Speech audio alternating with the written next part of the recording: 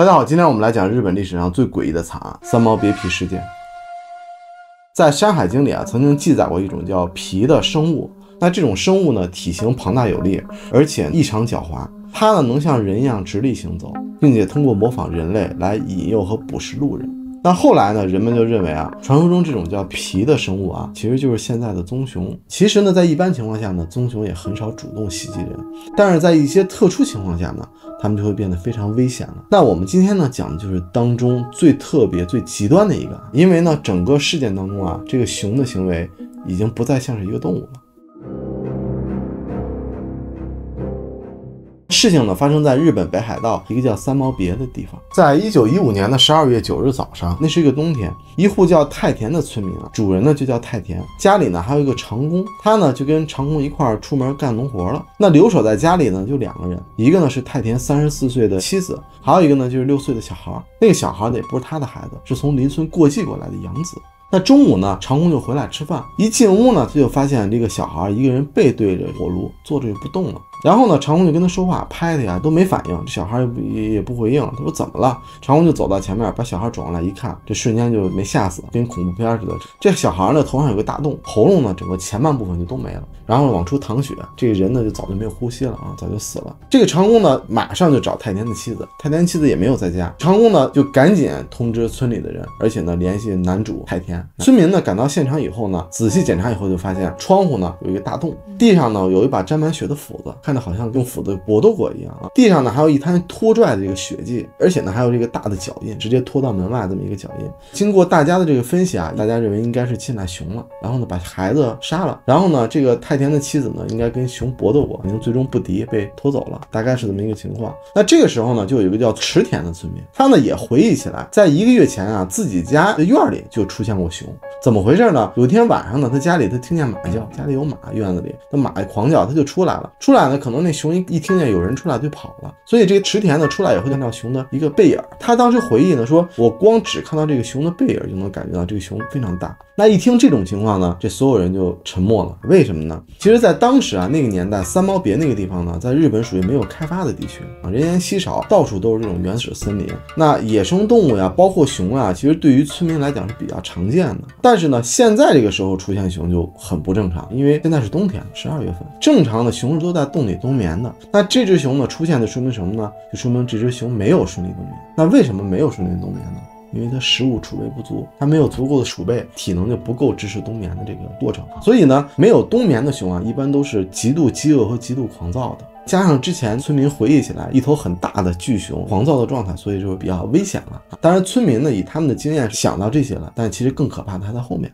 当天晚上呢，村民呢就把小孩的遗体安置了。安置以后呢，大家就坐在一起就开始商议这该怎么办。最后呢，大家一致决定先选一个人去报警。三毛别这个村子很偏，它离最近的警局都有30公里。当时那年代如果往返的话，怎么都得1天多。所以呢，他们就决定先专门派一个人干这个事儿，去报警去。那在这个期间呢，大家为了争取时间，再组成一个30人的队伍，尽快上山去击杀熊去。当时已经有猎枪了，因为呢，他们觉得越早上山呢，太田的妻子还有可能生还，因为女人被拖走了嘛。那第2天一早呢，30人就上山了。他们呢就跟着之前这个拖拽的血迹，就没走多远就发现了一个熊。不看不知道，一看就吓尿这个熊呢是站着的，整个目测这个身高大概就3.8米左右，就咱们现在大概1层楼高很多所以当时那个村里呢，很多人一辈子没有见过这么大的熊。而且这个熊呢胸口呢有一条白毛延伸到后背，很像呢这个日本僧人的这种袈裟，所以呢后人呢也给它起名叫袈裟玄。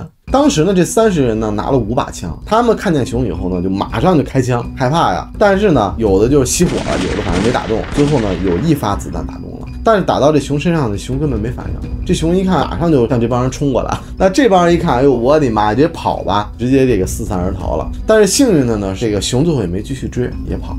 那后来呢，跑的人大家又重新集合，就在那个地方的附近发现了太田妻子的遗体的一部分，其他地方应该被吃完了。看这种情况呢，大家临时决定还是先把这个死者带回去安葬吧，先回去安葬再说。但正是这个举动呢，就彻底激怒了熊了，因为对他们来讲的话，这个尸体是属于村里人亲人需要去安葬的，但对熊来讲的话，它属于它的食物，本来就是冬天它的食物不够，你把它的食物拿走了。而且其实这里面呢还有一个更恐怖的细节这是事后当然才知道的。这个熊呢之前也是专门找这个女的吃的，它是有挑选性的。当然后面我们有讲啊，为什么。那大家呢把遗体找到回来以后呢，村里人就给太田的妻子举行了一个简单的葬礼。那晚上呢就有9个人在家里守灵，在太田家里。那这个时候呢，轰一声，你知道发生什么了吗？家里墙倒了，一面墙倒了。熊呢就直接回来夺这个妻子，因为呢这个熊记得当时吃太田妻子这个地方。那个年代呢，这个房子呀都是这种砖瓦木头盖的房，所以呢熊一巴掌就把这个墙推倒了。这一下，这好家伙，大家又四散而逃了。你想，之前30个人带了5把枪都没解决掉，现在这屋里就9个人。那这个时候呢，有人就拿起盆呀罐就开始敲，当当当当当，就觉得能吓走熊。其他村民听见这声音也马上赶过来。那熊呢，一听见金属的敲打，包括好多人也赶过来了，熊也就害怕也跑。但是呢，这个熊呢就没有离开村子，这熊呢就直接跑到村下游另一户叫民警的家里。当时呢，这个家里呢有2个妇女，一个妇女呢是这家的主人，她呢带了5个孩子，另一个呢是来这借宿的，她带了2个孩子，而且自己还怀着孕，相当于2个妇女加这些孩子，一共10个人，都是妇女儿童。怀孕的这个妇女呢，其实就是之前派去报警的那家男人的妻子。那男人不在家呢，就来这边借宿避难来了。那谁想呢，刚刚来这边，熊就过来了。那熊一进屋呢，你知道他先干嘛吗？直接闯进屋里，先把那个油灯打翻了。油灯打翻以后，屋里就花就黑了，所有人就紧张害怕，尖叫也看不见啊。但是人看不见熊，熊是能闻见人的，熊的嗅觉很好。那你想这样一个屋子里面又有妇女又有小孩，那熊就肆虐了，那简直。那这个时候呢，村民也都赶到了。村民赶到以后呢，里面就是各种肆虐的声音。村民认为这里面人都死了，就准备放一把火把这房子整个点了，连熊一块烧了。那这时候呢，那个屋子里之前那个屋子里的主人带5个孩子的妈妈，民警家的妈妈就带2个孩子跑出来了。那个妈妈呢就说：“你们先别点火，屋里还有人呢，还有人活着呢，你就点都烧死了。”所以呢，村民就没有点火。那这个时候呢，因为没有点火，最终熊也跑了。跑完以后呢，村里面进屋一检查，这屋里面有7个人，最终只活了2个小孩，剩下那5个死了，相当于死了5个人，怀孕的妈妈还有4个孩子，而且呢，怀孕的妈妈直接也被开膛了，那肚子里也把胎儿也吃掉了。所以这只熊呢，在短短2天就杀了7个人，重伤3个人。那这事情就一下闹得非常大。12月12日，这是第3天了，之前报警的人就回来了，得知以后自己家里人被熊给杀了，非常痛苦。另一方面呢，警察也赶到，警察来了以后呢，带了6个猎熊人。警察了解完情况以后呢，觉得熊呢很可能再次返回，因为他没吃完被吓跑了，有可能再返回，再继续吃那个杀死怀孕妈妈。那跟村民家属就沟通了，咱们现在不处理这个尸体，埋伏好了，等熊回来。那警察呢和猎人就在房顶上埋伏。当天这熊就返回了，但是有个问题出现了，就是很怪异啊，这个熊老远就好像觉察到什么了，老远转身就走了，没有过来吃的食物的。走了以后呢，那个时候是警方第一次看到这个熊。警方看到这熊以后就认为，我们警方这几个人和这几个猎熊人是解决不了这熊的，有枪也不行。所以于是呢，警方当时马上向日本的军方求援，觉得只有部队能解决这个事儿。军方得到消息以后呢，就觉得这事儿也很严重，出了这么大的事儿，于是呢就派出600人的部队来支援，600人的军队来支援。但是来到这个村呢，也需要2天的时间。在这个期间呢，村民呢就全部被转移到其他这个安全的村去躲避了，村里就没人了。那村里一没人呢，这熊就进村更肆虐了，就各种的，当然没有伤人了，没有人了，它就吃鸡呀，吃鸭呀，而且呢还有一个很变态的，就是他去屋子里面找吃的，就看见女人的衣服就叼出来，他非常迷恋女人的衣物呀等等这些东西，就感觉呢他尤其对女人的味道有一种莫名的热情。这个同时呢，从周边村就来了一个人，我们今天故事讲到现在，其实主人公不是这个熊，是这个人。这个人呢叫山本兵吉，当时呢是57岁，他呢是一个日俄战争的一个退役老兵，退役以后呢就成为一个猎熊人了。他枪法也很准，年轻时候呢曾经用1把刀就干掉过1头熊啊，经验非常丰富，在当地也非常有名。他得知了这个事儿以后呢，就专门赶到三毛别来支援当地的警方了。他来了以后一了解情况，因为很有经验嘛，他就确认了，知道怎么回事了。他呢就把这个真相告知大家了。这只熊呢就是我们之前说的，它就是著名的叫袈裟熊。之前早有传闻，这只熊在其他村子就吃过人。山本说呢，一般棕熊是不吃人的，但是呢，一旦棕熊吃过人了，他就觉得好吃，他就忘不了了。而且呢，这只熊啊，它专吃女人，专找女人吃。为什么呢？因为它之前应该是吃过女人，他就觉得女人呀比较弱小，好对付，好捕捉，反抗能力低，容易吃，他就专门找女人吃。包括小孩当然也很弱小了，相对他就不爱攻击男人。而且熊的这种嗅觉比狗要强7倍，能够通过气味啊判断周围的男女，它都能判断出来。这个也是证明了之前发生的，这熊老远啊，它能闻出来很多男人在附近埋伏呢，它就走了。包括呢也能证明了他为什么后来来村里面专门找女人的衣物。山本呢经过经验判断呢，他觉得这个熊之前已经知道有人埋伏了，这个熊一般就不再回来了。他呢就带着这几个猎人和警察去往旁边村子的一个必经之路去埋伏，因为他觉得这熊可能往其他村子走。这埋伏之后呢，很快就老远发现这熊了。那警察呢和这个猎人一看见又着急，马上就开枪，挺远的。这时候山本也看到这熊了，山本就说：“你别开枪了，没有用。第一次见到这熊这么大，你这么远的距离根本打不死。”后来熊就跑了。这时候呢，山本呢就做了一个很大胆的决定，他决定独自一个人上山。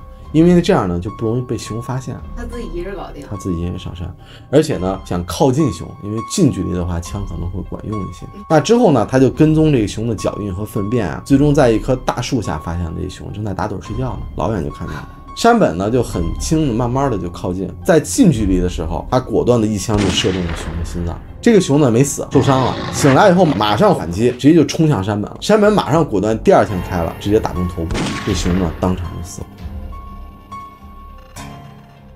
当第二枪枪响的时候，在这个时候，之前600人的这个日本军方军队赶到了，带了60支枪和10个猎犬啊，他们就顺着这个枪声就找过来了。一到现场就发现熊死了，然后山本兵机站在旁边。我跟你说，这画面特别帅，你知道吗？